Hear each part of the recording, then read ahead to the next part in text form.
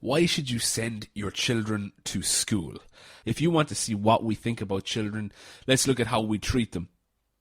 And look at the really, really lame excuses we have for simply getting them out of our hair.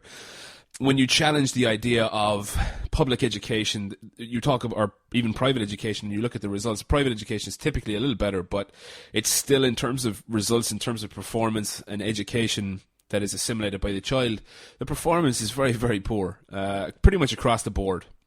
It's a bit worse for public school, but it's still, I mean, it's not acceptable as a system. I think at this stage, this is 2013, I think we can come up with something a bit better than shoveling a bunch of kids into a room with one adult to just train them to regurgitate information from textbooks in the moment and then forget it as soon as their test is done. And of course, when you look at the performance and when you talk to most people about the performance of schools, I think most people are on the same page. They're like, yeah, we know it sucks. But the great thing about even public education is that it teaches children to socialize. It puts them in this environment where they can, learn to be with other people and develop relationships outside of, the work environment and outside of the family or whatever. They can come up with kind of natural relationships and learn how to get on with people, their own peers, their own friends, their own people, their own age.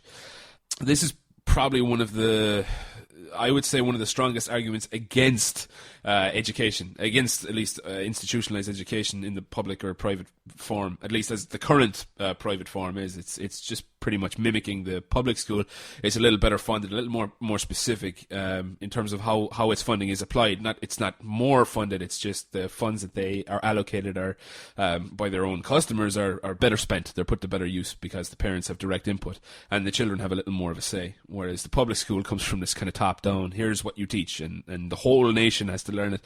It's a little less, it's far less surgical, should we say. It's just very general, very broad. So everybody's expected to fit into this. Now, what separates people from animals is diversity. Okay, there's a few other things, but really one of the fundamental things about human beings is we each have our own set of skills. We all, if we all fished for our dinner, then that, what else could we achieve? Because we'd have to, spend all our time making our nets and keeping them from, falling apart from use, and spending loads of time in the ocean. And we'd all, and why would we need to do that? Now, if, some people fish, some people hunt, some people, grow, whatever, then everybody else can do other stuff and buy that stuff from them. So what makes us excel as a economy, as a social order, is diversity, is the fact that we all have different things. Like animals all go for the same stuff. Dogs all care about just eating, reproducing, and sleeping, and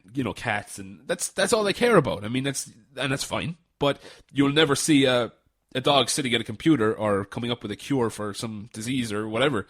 They're not able to further themselves. They need human intervention there.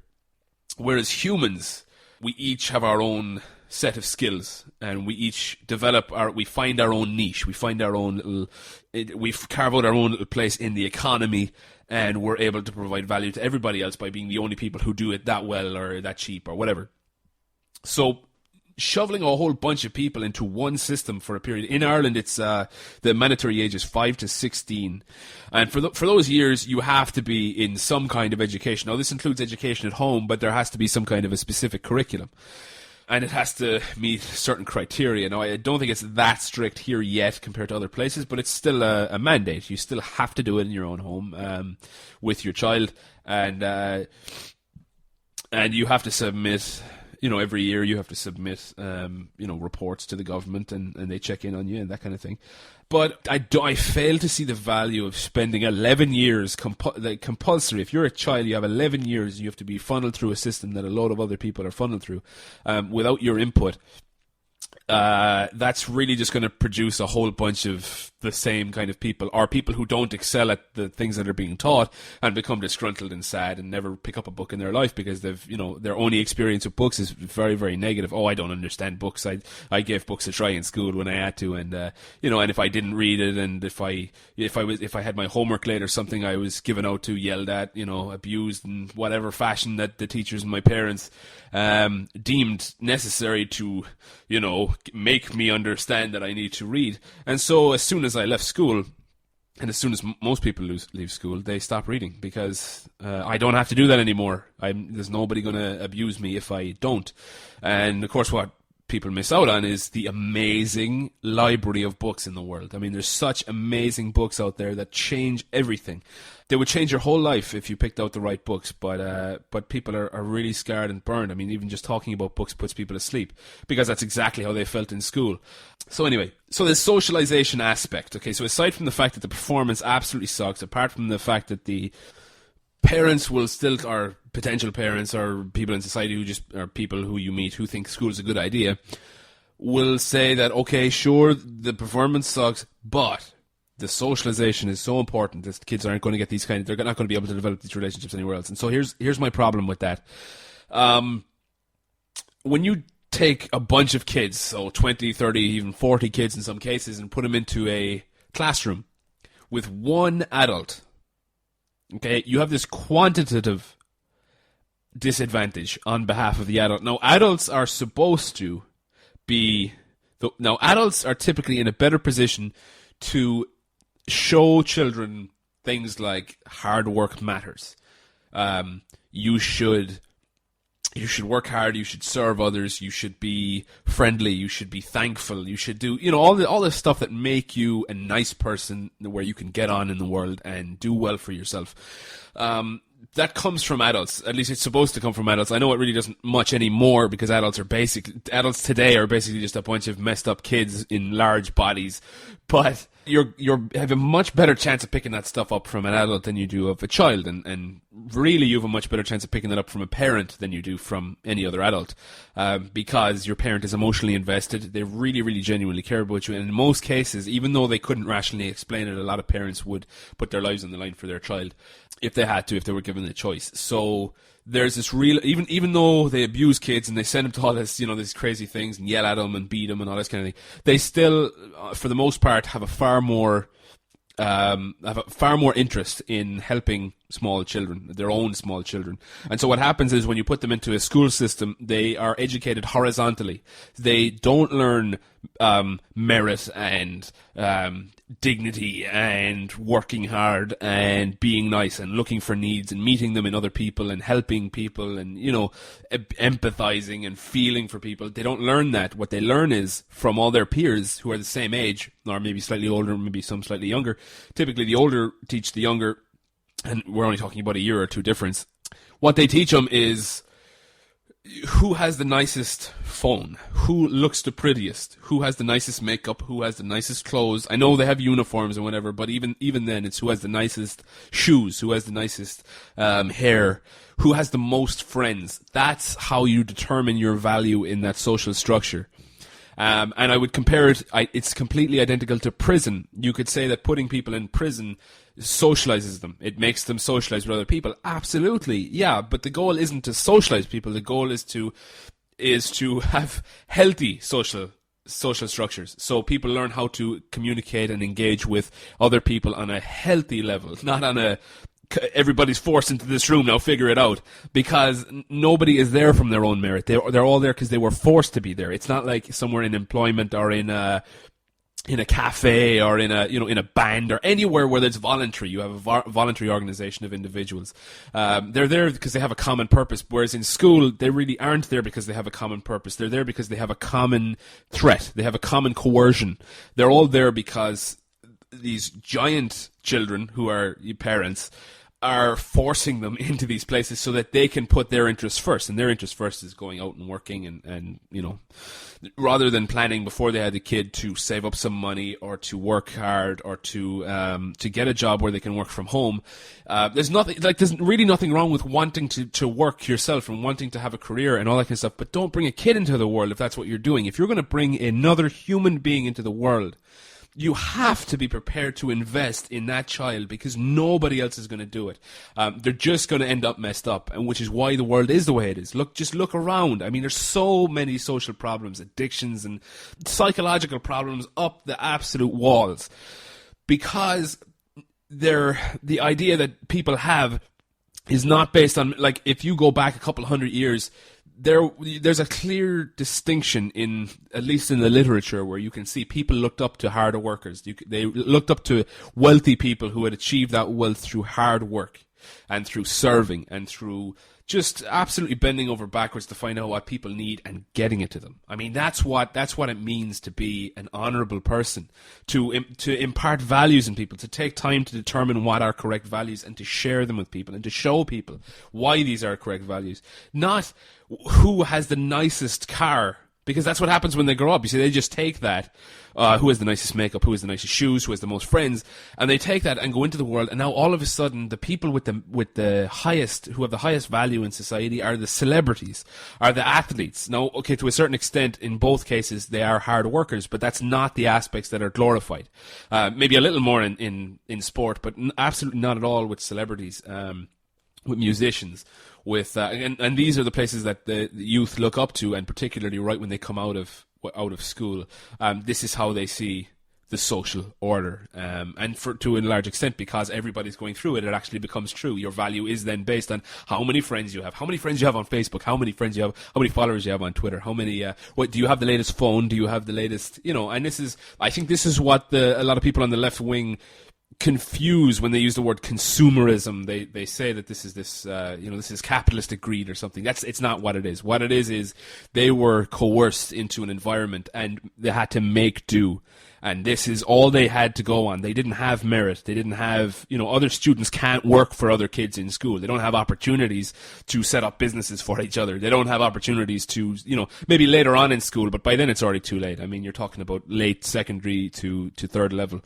Third level is a lot better, but really that just becomes then this kind of open area for the kids who are oppressed in these school systems to stay in. It's basically the extension of the creche, where these kids, and to the point where students now are protesting for adults to pay their fees who have nothing to do with them. They're protesting older people and taxpayers and even people their own age who have decided not to go to college but to work instead. They want them to pay the fees for them to go to college instead of them going out and getting a job. If you want to go to college, that's fine, but get a job. But instead of that, they want to chill out in college and drink and I'd say all sorts of stuff about they want to get an education, all that kind of stuff. And to a certain point, that is true, but it's really not very valuable. So that's what happens when you put a bunch of kids into a environment and want them to socialize. And this is what and if you expect them to socialize, they really will. But in this absolute same way that people socialize in prison, where again, it's not based on merit, it's based on, you've heard the common thing where you go to prison, you have to beat up the biggest guy on your first day. That's not really true here in Limerick. I know a lot of people who are in prison right now, and it's a lot tamer than that. But typically, when you're dealing with coercive environments, you're dealing with who has the most that was given to them, basically. So with the school, it's who has the richest parents, right? That's really what it comes down to when you're dealing with popularity, or who has the prettiest face, which again typically comes down to the richest parents, because they have more time to invest in their own cosmetic appearance and they look better and whatever.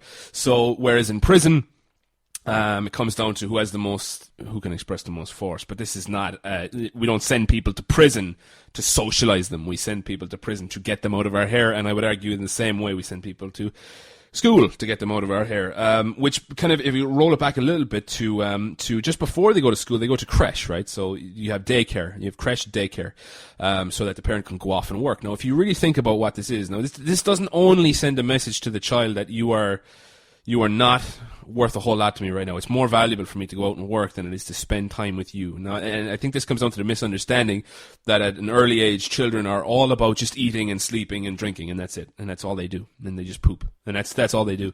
And so, sure, we can just hire some minimum wage person to take care of them while they go through this phase. That's absolutely not true. In the same way, grown-ups aren't just, eating and pooping and sleeping. That's not what we do that, but it's not what we're about. And it's exactly the same is true for small children. I'm talking about young children from the small months right up to 3, 4, 5 years of age. They need investment from both parents, from their mother and their father. They get very, very different values from both. And so, what kind of a message do you send to them when and what kind of a message do you send to everybody else when you the same wage bracket, right? Minimum to, I don't know, €10 or something like that. It's a small wage bracket. It's the lower end wage bracket. It's the same money that you pay people to stock shelves, to sweep floors, to clean, to clean up stuff. I mean, there's absolutely nothing wrong. Those jobs are so absolutely important. But raising a child is not cleaning a window. And we pay them the same money. That shows the same value, the same kind of qualifications. These are not people who have huge intellectual investments to give your child. These are people who are making very, very small quantities of money. And they're there just to make small quantities of money to pay their bills and to pay their rent. These are not people who have spent time learning how to invest in your child. And why would they? I mean, how could they? Even if they were paid €100, €200, how could they do that? That's the parent's job. The parent is the only person with that kind of an investment in the development of a child. So what happens when you send a kid into a creche, into a daycare, and then eventually into school? Well, it's my job is more important than you. That's what it is. And no matter how much good you perceive coming out of doing it, that's what the child perceives. On some level, they are taking that on board. Okay. Child rearing is one of the absolute most demanding and intellectual challenges on the planet, on planet Earth. You are teaching somebody how the world works. You're not just that, but you're developing all of their own tools to determine it for themselves. I mean, it's incredible the kind of investment that it takes to raise a healthy child, if you're interested in a healthy child. It does not involve sending them to daycare, to creche, or to school. I'm not talking about once off, you have to go if somebody's sick or whatever. That's different. But for a systemic recurrence of this, to put them away for a large portion of the year. I mean, we're talking about each year. Okay, so then you look at what is actually taught in school. And we can go back to this performance thing, because what you have is, okay, you have English, you have maths, these are kind of the staples, the geography, history, that kind of thing. It's not very apparent in the world that you have control groups where you can show, because typically countries with wealth have public school, private school, and homeschool, right? Poor countries who don't have any school would be your only example of not sending kids to school. And, of course, you end up with kids with very, very low IQs in these poorer countries. Now, that's nothing to do with the fact that they don't have school. That's everything to do with the fact that, look at all the other social disorders, gang warfare and just abject poverty where, the parents can, it's not a comparison. So it's very, very difficult to make the case in those kind of terms. But it's very easy to make the case when you consider the unique example that Ireland has. Okay, so I'm sure other countries have the same example, but Ireland has this fantastic example of the subject known as Irish. Okay, so if you want to see how much of English or how much of math or how much of these other subjects are assimilated by the child outside of the school environment, then what you would want to do is look for a subject that is taught exclusively in school and see how well they perform in that. And that's how you know what kind of performance that school is operating on. Now, I know each subject is taught slightly different, but the same principles are typically, they're typically across the board, are very, very similar. So if you can make it true for one subject, you can typically show the correlation between the other subjects. So if you look at Irish, something that isn't spoken outside of the school, this was just a cultural thing to, hold on to some semblance of heritage or whatever. Let's take a bunch of tax money and force teachers to teach, Irish, and this is what it means to be Irish, and nonsense like that. Whereas English is the trade and commerce language. This is why we speak English. It's because it's financially beneficial to do so. So English is taught in school, but it's also spoken outside of school. People do not learn English in school. Okay, they learn the rules inside school in terms of explaining it. Like if they wanted to explain it to somebody else, they learn that. But it takes them like 10 years. I never got my head around, conjunctive, whatever. I can't even name the different types. And, I've never really needed to. And this wonderful thing happened over the last few years where everybody now has a smartphone with Google, right? So all of the stuff that was told, okay, but you learn this because you never know when you might need it. Well, I actually don't need to invest years and years of my most energetic time in my life, in the most sponge-like developmental stage. I'm not going to spend that sitting down at a desk for an extended period of time listening to some hack talk about, some crap from a textbook that was printed up by somebody in, some weird old... So compare English to Irish. Now, Irish was taught... I learned Irish from I say learned, I'm using the word very loosely. I was taught Irish from the early age of, I guess, 7. I mean, I think it's somewhere around there, 7 until I was 14. So that's 7 years. Okay, 7 years learning Irish each of the 5 weekdays plus homework on the weekends later on. I don't think we had that in primary school, but after I hit the age of whatever it was, 11, I was getting homework on the weekends too. So you're talking about adding up those hours for Irish. You're talking about full on. You should know it by now. I should be able to speak fluent Irish, but I can't. I have a little grasp on pronunciation. But I can't speak it. I can't speak it like I can speak English. And that is indicative that English also is the same. Had they not taught English, I don't think I would speak any different. Had they not taught math, I don't think my math would be any different, because the majority of what they teach in school isn't really about the problem solving, it's about actually doing it. Like this whole nonsense about show you're working out. I mean, these are just exercises in authoritarian control. It has nothing to do with learning. Why do I have to show my working out if the answer is correct? If you look at the real world, the answer is the thing that's important, not the working out. If I can't copy from my friends, that's something else. Copying from your friend is something you do in the real world. Okay? Googling an answer for something is copying from your friend. So it's nonsense to say that children need to learn, and the list of subjects grew from when, the conception of public school. Of course, it began with the Prussian model, a few hundred years ago with Martin Luther and these lads, thinking that we have to get the state to force children to learn certain values because they won't get it otherwise. And Martin Luther, this, the Protestant revolutionary guy, he actually encouraged the king to actually go out and kill students and teachers and burn down schools that were not teaching the state-mandated curriculum. And the idea is that there is this, this vision for mankind, that everyone has to be working towards the same goal.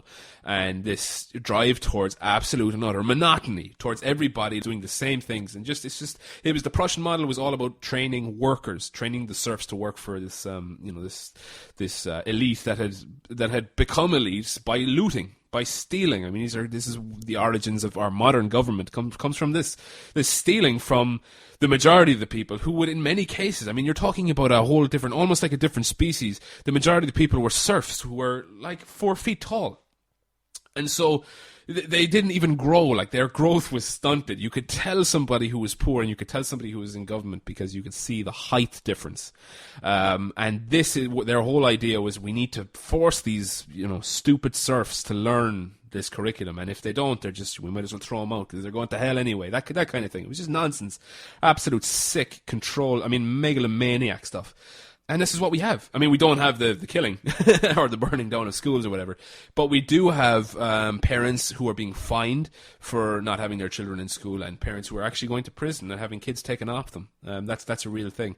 But for what? Because the subjects are not effective, and I would cite that Irish example. If what was taught in school was effective, if each subject was taught effectively, then I would know Irish, I would know geography, I would know history from school. I know I don't remember a single thing from history class in school. I learned everything I know about history from Google, from books, from looking at professors and historians who were able to verify what they found, instead of just trusting somebody who's handed me this book. And what I found was the history books in school are grossly outdated and absolutely incorrect about pretty much every major assumption they made. Because the books are being written for the school system, they're always going to be biased towards the school system and towards civil government and towards government in general, because that's where the money comes from. That's who pays them to do that. So they're not going to say, the government was, and if they do, they're going to say, it's this one crazy leader who took control of the otherwise benevolent civil apparatus. Nonsense, absolute nonsense. So kids shouldn't socialize in school because they learn incorrect principles that way. They don't learn anything in school except for the odd, throwing off crap in a wall, some of it stakes. I mean, sure, but you could spend that 11 years actually learning at home. Get your kid a smartphone and a computer and have them running a business by the age of 10, hiring, workers from halfway around the world who will work for pennies. Like, I was talking to a few kids recently where they were about the age, they were 10, 11, 12, and they're looking for some money. So I said, hey, here's what you do, okay? And I took out a piece of paper and I wrote down a few websites, freelancer.com, guru.com. These are freelancing websites where you can hire cheap labor, okay? People who are sitting at their computers, so you cut out all the overheads, and they're in countries where the cost of living is very cheap. So what I said to them was this: here's what you do, guys. There's 4 of you there. Each of you need to raise about 30 or 40 euros. All you need to do is clean some windows, cut some grass. You're big enough to do that. They're like, yeah, absolutely. We would just have to ask around our neighborhood, do a few jobs around our neighborhood, and we'll be able to raise 40 euros each. So together they'd be able to raise 160 euros. And I told them, pick your favorite game. I asked them, what's your favorite game? And I said, they have a smartphone. They said, yeah, we all have smartphones. And I said, what's your favorite game? And one of them said, Temple Run. I love Temple Run. And I'm like, brilliant. It's a very simple game. It's this character running and you just control him. You're avoiding obstacles and collecting coins. Very simple premise. I told him, here's a website here, GS Template or whatever it was. And I wrote down a website, and it was something like £30 to buy a template for Temple Run. So you can buy the game and own the code yourself. Now, you don't own the art or the music, but that's where the freelancing site comes in. You go on the freelancer site and say, okay, wouldn't it be, I asked the kids, wouldn't it be cool if you could have one of you in the game and you're running through the shopping center that we were in at the time, and they're like, oh, that'd be brilliant. That'd be so funny. And they said, yeah, so here's what you do. So you get that code, you get it on one of these freelancer websites, and you ask somebody in China or Indonesia or Vietnam to swap out the art and the music. And it will cost you maybe 50 euros, something like that.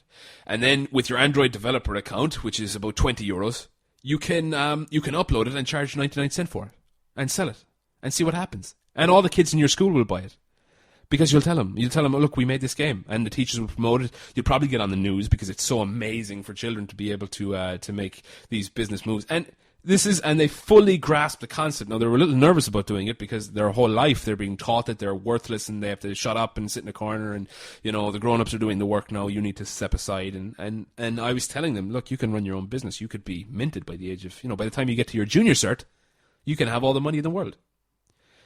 And there was a spark in them, and I was just like, wow, okay, these kids aren't lost. That's fantastic. So they were great. They're really cool kids, these guys. Okay, so this is why Irish is dropped, by the way, as a subject, and I believe it's because Irish exposes the problem with public education and with private education. It shows you that it doesn't work. Because Irish isn't spoken anywhere else. Maths is elsewhere. English is elsewhere. Even geography and history, to a certain extent, is elsewhere. But even those subjects are pretty tough for people. The only ones that people get on okay with, English, most people find okay. Maths, a lot of people find okay as well, until you start throwing in these random, find this function of this, and it's like it's programming talk. Now, I learned functions when it came from me to program. So if you're going to program, you can do that. You can learn from Google in about a week. The stuff that is dragged out over the 11 years can be taught in a period of months. I'm talking in 2 years, you could have all the content, at least that quantity of content, but far more relevant, taught to you. If you just allowed it to come naturally through your own entrepreneurial instincts as a child, as a young person. If you just allow a child to be themselves, to not be told, here's what you read, here's what you learn, here's what you just present to children. Here's how you learn how to learn. Here's how you learn. If you want to learn something, here's what you do. Here's how you use Google. Here's a search string. Here's how you use search strings. Here's how you phrase particular questions so you get the best results. Here's how you know the result is bad. Here's how you verify that result against other results. This kind of stuff. Here's how you approach people to ask them for help. That kind of thing. It's very, very straightforward when you think about it. But of course, parents want to work. They have another reason. There's always a real practical reason for this stuff, for all these other excuses that don't stand up to logic, the light of logic. Parents don't want to deal with their children because they don't know how to handle them, because the same thing was done to them, the same thing was done to those parents, the same thing was done to their parents, and so on and so on and so on. And nobody has an absolute clue how to be a parent. And so let's just let the teachers do it. And of course the teachers have no idea. And we all know that. But because everybody's doing it, it's okay. It doesn't matter. And when your kid grows up to be, to have absolutely no confidence in themselves because they couldn't pass any tests, and they saw the one kid in class who could excel because his parents are spending time with him at home and showing him stuff, or he's just naturally gifted and he's got these amazing, photographic memory or whatever. That rare one kid in 30 or one kid in 100, that's everybody else. That's the kid that's going to do well anyway. But everybody else goes, oh man, we're stupid, and really have to build from scratch. As soon as they get out of school, they have to start over and unlearn all that crap and start over and start building their confidence if they want to go somewhere in life. And this is why typically when you look at very wealthy entrepreneur type people, they didn't get on very well in school because they didn't understand social order based on stuff, on things, on cosmetics. They understood school, or they understood the social order based on merit, and that's typically something that they're going to get from their parents, that if you work hard, if you care about people, that's the kind of thing that makes you successful outside of school. But if you try that stuff in school, you are picked on. There's no question. You are the nerd. You are the bullied person. You're the target of every attack. And, this stuff about discouraging bullying in schools. How about this? How about not sending your kid into a freaking prison with lunatic teachers who think it's okay to just yell people about the place, to get them to, hey, line up on the line, get into the classroom. If you need to go to the bathroom, you ask. As if you have any kind of control over your bodily functions. I mean, okay, you have an extent of control over your bodily functions, naturally. But if you need to pee, you need to pee. Okay, you don't ask for that. That's craziness. I'm going to ask to go to the bathroom. I need to go to the bathroom. Let me go to the bathroom. And the reason they require you to ask is because people go to get away from the boredom, and teachers supposedly have this intuition where they can figure out which is which. So here's an experiment. Here's an experiment I would ask you to if you think school is a good idea, but you're not sure about it. Here's something that will kind of help. Approach a parent or somebody who is a prospective parent and say to them, oh, when I have kids, I'm not going to send my child to school. Even if you don't believe it, even if you're not sure. Just say, oh no, I don't think I'm going to send my child to school. And watch what happens. I mean, it is across the board. The reaction you get is, I don't believe it. Now, if you ask them why they would send their child to school, they'll come out with something like, well, they need an education. I'm like, well, no, I'm going to get my child an education. And then they'll probably come back, well, what does it mean to have an education? They'll probably ask you. They're like, wait, But, so if you say, well, it's possible to have an education when I send them to school, they'll either be inquisitive, which is the normal reaction, but I have never gotten that. What I've gotten is, oh, well, okay, you're a weirdo. That's just weird. We send our children to school because we love them. And that's remarkable because like every reason we do things has always got all the most immoral things you could ever look at in history, all had perfectly moral excuses in transparent. I mean, they were transparent. They were absolutely meaningless. But they were arguments for morality. They were very, very bad arguments, but they were arguments for morality. We're not going to let the slaves go because they can't take care of themselves. We care about the slaves, right? That's what, that was the argument.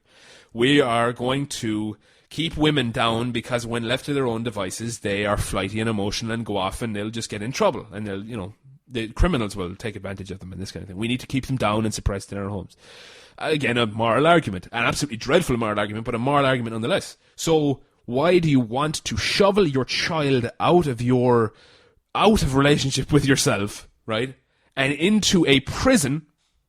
Well, because they're getting an education. And if you disprove the education, then you say, well, they're getting socialization. And if you take away the socialization, well, because you're just mad. We send our kids to school. It may not be perfect, but we're getting there, But the truth is they just want a break from their children because they don't know what to do with them. Just the reaction is absolutely... It would be funny if it wasn't so heartbreakingly sad. So... thank you so much for listening. Head on over to counterintuition.com. There's loads of articles, more podcasts and videos. You can buy the book, What's Civic Duty, that I wrote this year. You can get that on Amazon. There's a digital copy on the website, and you'll be able to get the hard copy soon enough. So, just keep checking in. Please comment. Please subscribe. Please like the video. Get this out. I really want to get debate going on this because this is huge. I mean, this is children. This is the next generation. This is how the world is going to be like. And these are the people who are going to take care of you in your old age. So now might be a good time to look at taking good care of them so that they return the favor and don't absolutely despise you because you consented to doing things the way everybody's always done it. Thank you so much for listening. Have a lovely day.